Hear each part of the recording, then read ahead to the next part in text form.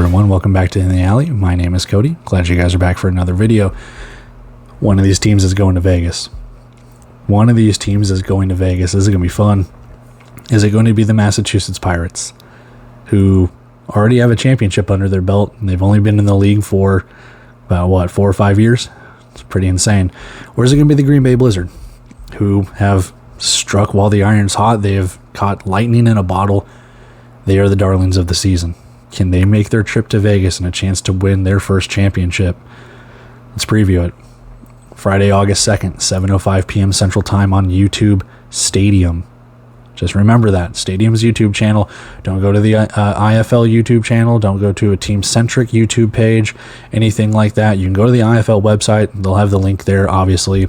Type in Stadium Sports or Stadium Sports Channel. Look for that logo. Obviously, they've been here last week. Hope to God the streams work this week. Didn't necessarily bother Green Bay, so I'm hoping for more of the same here. Live from the Resch Center in Ashwaubenon, Wisconsin, the number 3 Massachusetts Pirates, 8-8 on the season, taking on the number 1 Green Bay Blizzard, 13-3. You can add the wins there, 14-3 and 9-8. And I just keep it for the regular season.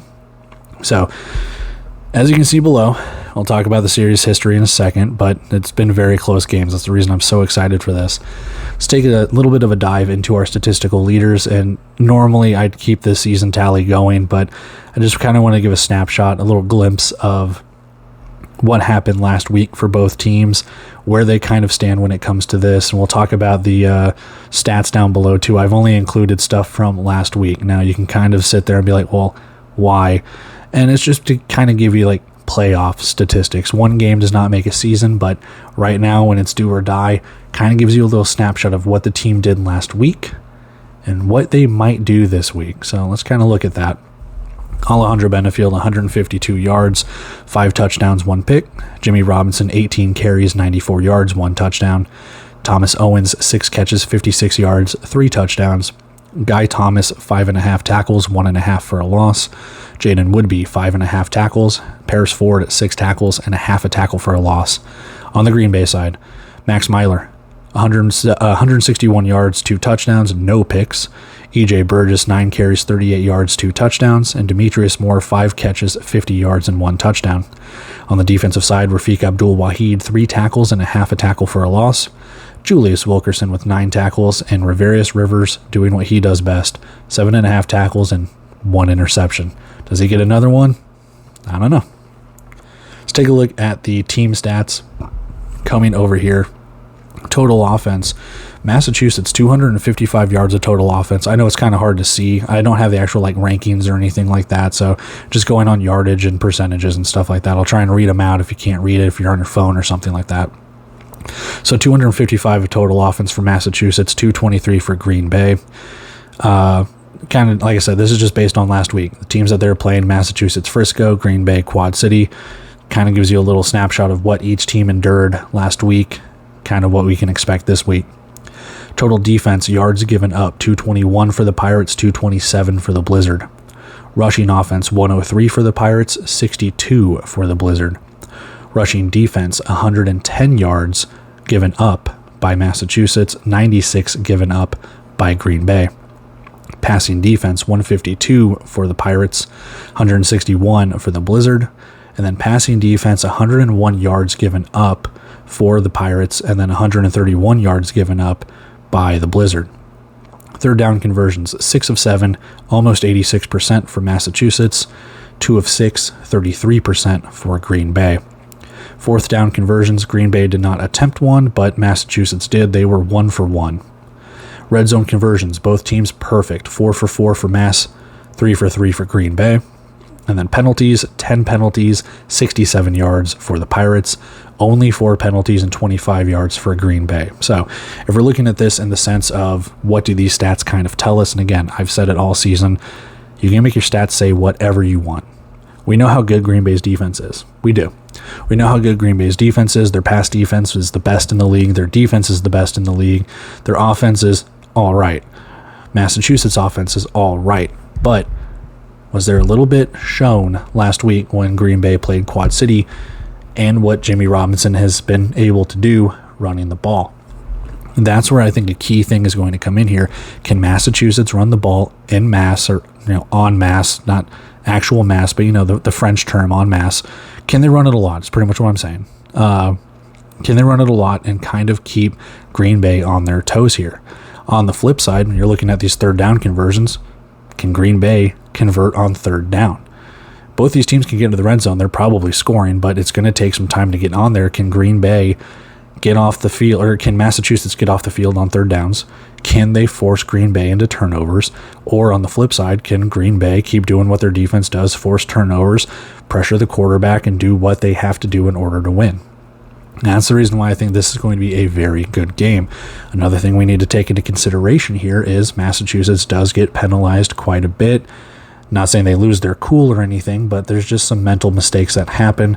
Is that something that could factor in here, where Massachusetts might have a costly penalty at a certain point in the game that costs them a touchdown, or gives up a touchdown, a defensive pass interference, 1st and goal at the 2, something along those lines. So that's what I'm saying. We'll find out. Obviously, we're going to watch the game and figure it all out, but this game is just real. It just excites me. We're talking about a chance to go and play for a national championship here. Series history tied 1, or 2024 history tied at 1. Week 1, Massachusetts came back and won 44-40. It's ingrained in my head. I watched that game like 2 or 3 times, and it's just, Green Bay probably should have won that, but Mass came back. Green Bay would exact their revenge. Week 13, 36-33. So best of 3 here, apparently. Taking a look at our betting lines here, Green Bay is favored by a touchdown, money line juice to them, and an over-under of 81.5. So with all that being said, let's go take a look at the rest of the preview, and we'll get ready for Friday. All right, injury report popping up here. They have not really, they've updated the transactions page on the Indoor Football website, but nothing concerning any of the Final Four teams. So kind of had to go to each team's individual website to kind of piece together if there's anything regarding injuries or signings or anything like that. What I found out for the Massachusetts side is I do not see Hassan Beydoun on the roster, so he has been taken off short-term injured reserve. He could still be on there, part of the team, and maybe they just needed a spot to fill for the roster stuff. I'm not sure. I checked this at like 4 o'clock today on Thursday, so I don't know if there's been any additions since then. For the Green Bay side, nothing changes. Same 5 guys on season injured reserve. Granted, they didn't have Holmes, Culberson, or Pennerton on their roster on their website, so they could still be part of the team, or they could have been released since. I'm not sure. Short-term injured reserve stays the same for them. Other than that, nothing else really changes when it comes to the injuries. Let's go take a look at the rosters and see what we can piece together for the starters. All right, 25-man rosters here for the away side.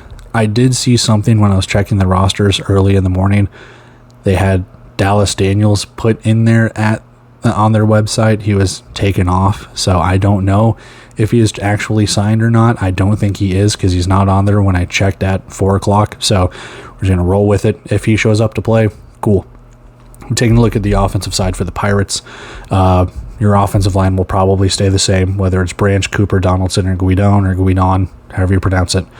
Wide receivers, probably going to be Redding, Owens, Zico. Carrington might be part of that as well.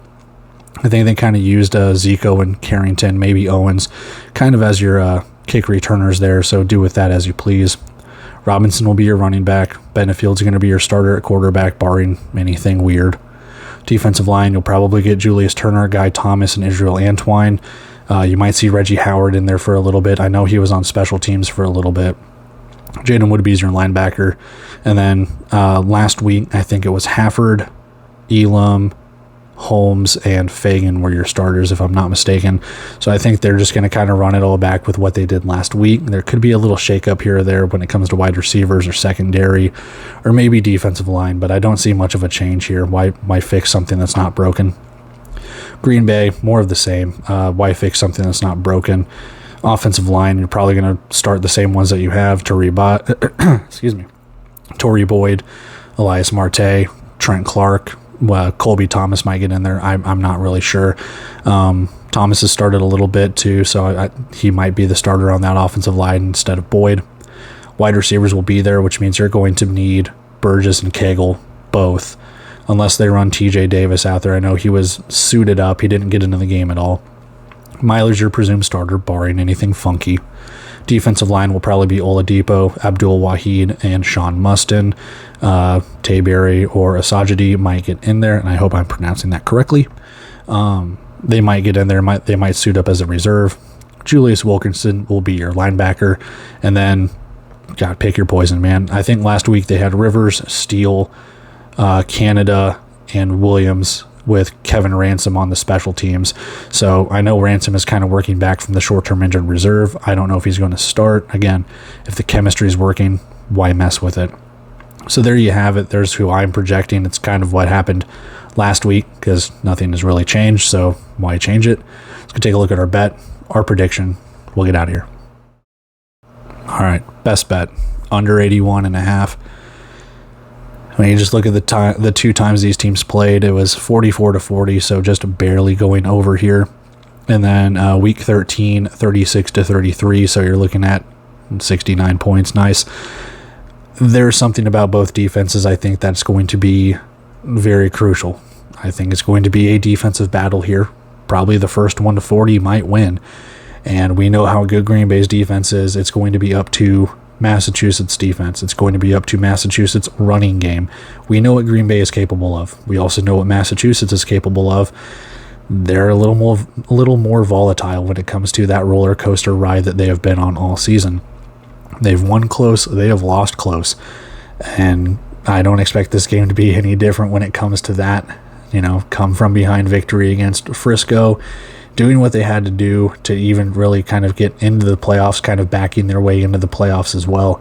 So Massachusetts kind of in the crosshairs when it comes to that. Green Bay they're not a juggernaut. They're not blowing teams out of the water, but they are winning and winning really well. So it's going to be, can you force stops against Green Bay? And then can you score against that defense? You look at what Green Bay did last week against Quad City. What they do, held them to, I should know this, they held them like 27 points or something like that. I cannot remember the number off the top of my head for the life of me. I apologize. But they held them. They held them really badly. I think they only held them to 3 points in the first half. So, yeah, if Green Bay can do that again, I think they are on their way to Vegas. Massachusetts needs to run the ball. We know that the running defense is a little worse than the passing defense for Green Bay. So if they can run the clock, if they can run the ball, and we know Green Bay can with Cagle, with Myler, with Burgess. We know they do little jet sweeps every once in a while, but I think they might stay away from that just due to the health of the wide receiving core, so we'll see. So I got under 81.5 here just based on all of that stuff, the defenses, the running games, everything along those lines. I got under 81.5 here. Let's go take a look at our prediction. Green Bay's going to Vegas. I have it close. I have it 42-40. I don't know why. I don't really have anything. Well, I mean, I've got it here for an under 81.5, but it's 82 points. I've done it before. I'll do it again. It's going to be a close game. I think the defenses will prevail, but like I said, this could be a game where the first one to 40 wins. You might have someone score a late touchdown or something along those lines. I really, really think Green Bay, if they can get enough stops here, they will win the game.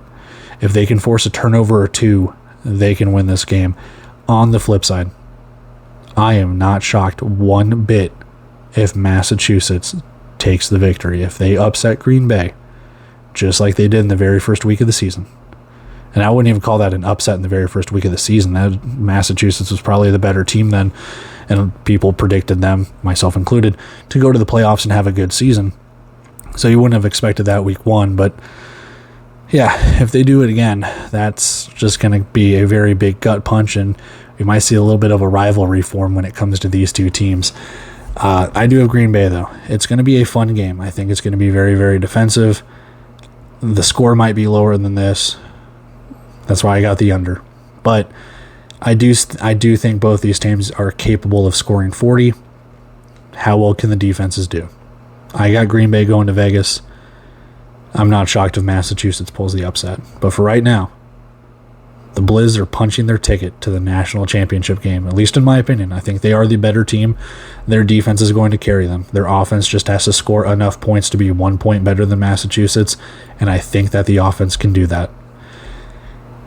The wide receiving core worries me a little bit, but it worried me last week against Quad City, and they were still able to come out with a victory there. It's a close game here as well. Green Bay punches their ticket. So let's go wrap it up. We'll get on out of here. And there it is. That is the Eastern Conference Championship preview. I don't know, man. It's going to be a fun game. I am looking forward to it. I'm looking forward to recapping it. I think this is going to be a very fun matchup. I think both games this weekend are going to be very fun matchups, complements of each other. We have a team that runs the ball with Jimmy Robinson. We have a team that doesn't necessarily have the best run defense. However, we got a team with a very good pass defense. If that Green Bay team gets out to a very good lead, that pass defense is going to be relied upon to put stop after stop on Massachusetts. So it's curious to see how the game's going to play out. We'll see what happens when it comes to turnovers, penalties. If Massachusetts gets behind, if they start playing from out in front, what does Green Bay do? How do they adjust with their passing game and their rushing attack and all of that? I'm excited. That's all I can really say. That's all I can really say, man, is I am excited for this game. I just want it to be tomorrow night for kickoff already. So there it is. I won't keep you guys any longer than this. I'm taking off here. Got to edit everything and upload it as I always have to do because, one-man crew never stops. So with that being said, excuse me. Sorry.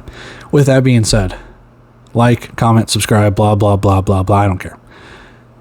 Watch the video, don't watch the video. You're clearly watching it to this point right now, unless you just randomly clicked to scroll right here. Cool. Anyway, hope you liked the video. Appreciate it. If you have an opportunity already, or if you have not had an opportunity already, there's a video on my channel talking to the Fisher's Freight about what kind of expectations they have coming into 2025 as the newest expansion team. Please go watch that. It was really fun. I was told I was really hard to hear, so turn up the volume when I talk, I guess. I don't know. But regardless, go check that out. Go check out other videos on the channel.